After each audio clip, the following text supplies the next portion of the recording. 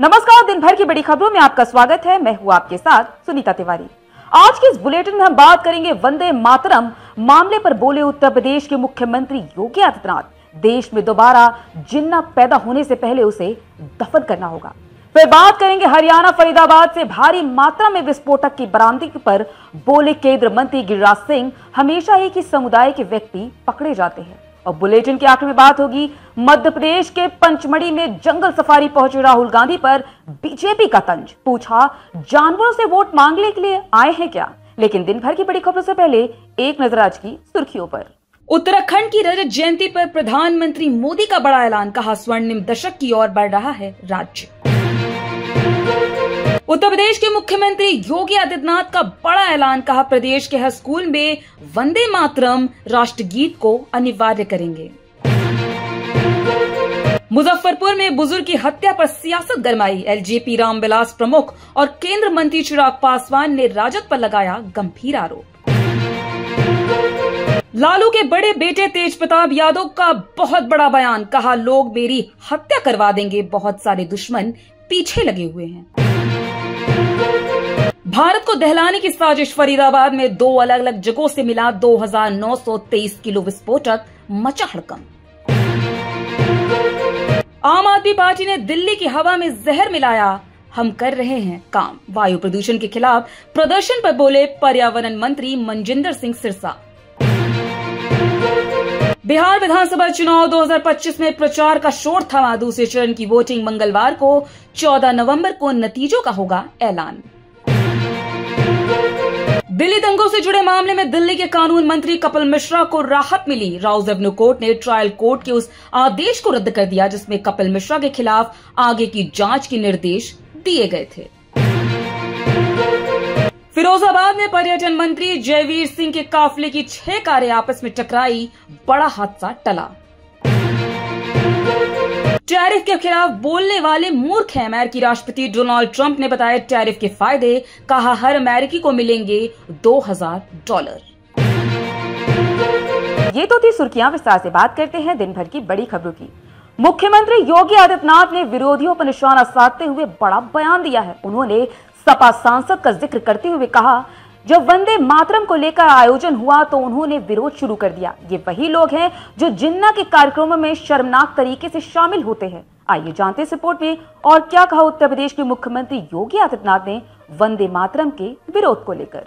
बता दें कि उत्तर प्रदेश के मुख्यमंत्री योगी आदित्यनाथ ने गोरखपुर में वंदे मातरम के 150 साल पूरे होने के आयोजित कार्यक्रम में कहा, आज हमारा दायित्व बनता है हम उन कारणों को ढूंढें जो समाज को बांटने वाले हैं या जाति, क्षेत्र के भाषा के नाम पर विभाजन नए जिन्ना को पैदा करने की साजिश का हिस्सा है। हमें याद करना होगा भारत के अंदर कोई नया जिन्ना पैदा न होने पाए और वह पैदा होने का साहस करता है तो हमें उससे पहले ही वह भारत की अखंडता को चुनौती दे उसे दफन करके रख देना होगा। मुख्यमंत्री ने कहा, यह उग्रवाद और आतंकवाद जो लगातार भारत की एकता अखंडता को चुनौती दे रहा है, जो भी भारत के महापुरुषों का क्रांतिकारी का अपमान करते हैं, जिनके कारण भारत की एकता राष्ट्रीयता को चुनौती मिलती है, हमें एकजुट होकर खड़ा होना होगा। यह एकता यात्रा भारत के हर नागरिक की एकता अखंडता के प्रति प्रतिबद्ध करती है। सीएम योगी ने कहा, हम सब भारतवासियों को इस बात को ध्यान में रखना होगा कि हमारी आस्था हमारी जगह है। हमारी आस्था भारत की एकता अखंडता में बाधा पैदा कर रही है तो हमें उसे एक और करना होगा। सबसे पहले हमें हमारी राष्ट्रीय अखंडता के लिए प्राण और प्राण से जूझने के लिए तैयार रहना होगा। सीएम योगी ने कहा, 1876 के बाद कौन सा ऐसा क्रांतिकारी रहा जिसने वंदे मातरम का उद्घोष न किया हो, जो मंत्र भारत की आजादी का कारण बना हो। उस मंत्र को भी लोगों ने सांप्रदायिक कहकर उसमें संशोधन करने का प्रयास किया। कांग्रेस ने कहा, ये 5 या 6 छंद का क्यों पढ़ना है, 2 छंद में ही हो जाए। कोई व्यक्ति, जाति, मत, कोई मजहब किसी राष्ट्र से बढ़कर नहीं हो सकता। वंदे मातरम का विरोध ही भारत के विभाजन का कारण बना था। कांग्रेस ने उस समय मोहम्मद अली जौहर को पद से हटा दिया होता और वंदे मातरम का सम्मान किया होता तो भारत का दुर्भाग्यपूर्ण विभाजन नहीं हुआ होता। सीएम योगी ने आगे कहा, राष्ट्रीय एकता और अखंडता को कमजोर करने वाले कारकों को ढूंढना होगा, उस पर प्रभावी प्रहार करना पड़ेगा, जिससे आने वाले समय में कोई दूसरा जिन्ना पैदा होकर भारत की अखंडता को चुनौती न दे पाए।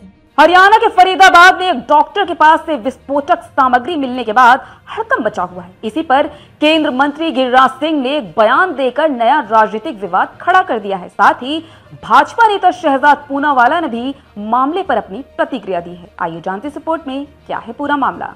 दरअसल पुलिस ने डॉक्टर के ठिकाने से बड़ी मात्रा में विस्फोटक बरामद किया, जिसके बाद उस डॉक्टर को गिरफ्तार किया गया। इस पर प्रतिक्रिया देते हुए गिरिराज सिंह ने मुस्लिम समुदाय को निशाने पर लेते हुए कहा, जब भी ऐसे लोग पकड़े जाते हैं वे हमेशा एक ही समुदाय से होते हैं। गिरिराज सिंह ने कहा, यह बरामदगी 1993 की मुंबई धमाकों से भी अधिक खतरनाक हो सकती थी। उन्होंने कहा, मोदी सरकार और राष्ट्रीय सरकार ने समय रहते इस साजिश को पकड़ लिया। बाबा बागेश्वर की यात्रा में हजारों लोग शामिल थे। अगर हमला होता तो क्या होता, लेकिन जब भी ऐसे आरोपी पकड़े जाते हैं वे हमेशा एक ही समुदाय से होते हैं। गिरिराज सिंह ने विपक्षी दलों पर भी हमला बोलते हुए कहा कि राहुल गांधी, लालू प्रसाद यादव, अखिलेश यादव और ओवैसी जैसे नेता ऐसे मामलों पर चुप रहते हैं। उन्होंने कहा, जो लोग कहते हैं आतंकवाद का कोई धर्म नहीं होता, मैं पूछना चाहता हूं, जब भी आतंकी पकड़े जाते हैं वे हमेशा मुस्लिम समुदाय से क्यों होते हैं? यह सोचने वाली बात है, क्योंकि आतंक हर बार धर्म से जुड़ा पाया गया है। वहीं दूसरी तरफ भाजपा नेता शहजाद पूनावाला ने भी मामले पर अपनी प्रतिक्रिया दी है। शहजाद पूनावाला ने इस मामले पर सरकार की कार्रवाई का बचाव किया। उन्होंने कहा, देश की सुरक्षा एजेंसियां पूरी तरह चौकस है। मोदी सरकार की नीति आतंक के प्रति जीरो टॉलरेंस की है। कांग्रेस पार्टी हमेशा इस्लामिक जिहादी आतंकवाद के प्रति नरम रुख अपनाती रही। कर्नाटक में उनकी सरकार जेल में बंद एक जिहादी आतंकवादी को वीवीआईपी ट्रीटमेंट दे रही है, जो बेहद निंदनीय है। बिहार विधानसभा चुनाव के बीच कांग्रेस नेता राहुल गांधी एक राजनीतिक तूफान के केंद्र में आ गए हैं। बीजेपी ने रविवार 9 नवंबर को मध्य प्रदेश के पंचमढ़ी में जंगल सफारी का आनंद लेने पहुंचे राहुल गांधी का मजाक उड़ाया है।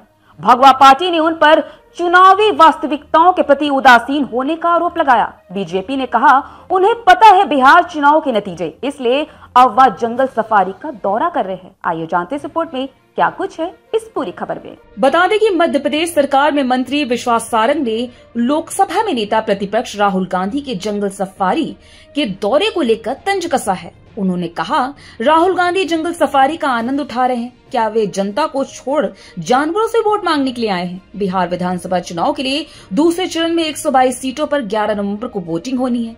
इसके लिए रविवार को चुनाव प्रचार थम जाएगा। एनडीए और महागठबंधन के तमाम नेता आखिरी दिन चुनाव प्रचार में ताकत झोंक चुके हैं। इस बीच राहुल गांधी ने रविवार को मध्य प्रदेश के जंगल सफारी का लुत्फ उठाया। बता दें कि राहुल गांधी के जंगल सफारी पहुंचने पर मंत्री विश्वास सारंग ने कहा, बिहार में चुनाव चल रहे हैं, अब चुनाव प्रचार के आखिरी दिन जब चुनाव अपने चरम पर है, लेकिन राहुल गांधी जंगल सफारी का आनंद ले रहे हैं। विश्वास सारंग ने कहा, बिहार की जनता ने उन्हें नकार दिया है, वे उनकी रैलियों में भी नहीं आ रहे हैं, इसलिए वे जंगल सफारी का आनंद ले रहे हैं। सारंग ने राहुल गांधी पर तंज कसते हुए कहा, वे कभी गंभीरता से राजनीति नहीं करते, इसलिए जनता भी उन्हें गंभीरता से नहीं लेती।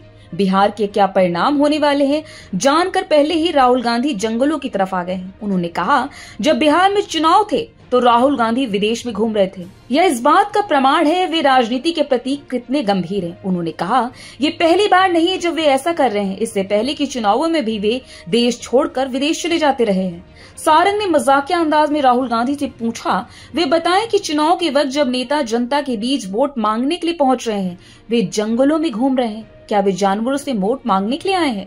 वे गंभीर नहीं हैं, उन्हें राजनीति की समझ बिल्कुल भी नहीं है। वहीं बीजेपी प्रवक्ता शहजाद पूनावाला ने कांग्रेस नेता पर तीखा तंज कसते हुए कहा, राहुल गांधी के लिए एलओपी का मतलब पार्टीबाजी और पर्यटन का नेता है। जब बिहार में चुनाव होते हैं तो वो छुट्टी पर चले जाते हैं, जब वे हार जाते हैं तो वे चुनाव आयोग को दोष देते हैं और एच फाइल यानी छुट्टियों की फाइलों पर एक पावर पॉइंट जारी करते रहते हैं। तो आज इस बुलेटिन में इतना ही। आप देखते रहिए दी लोकसभा।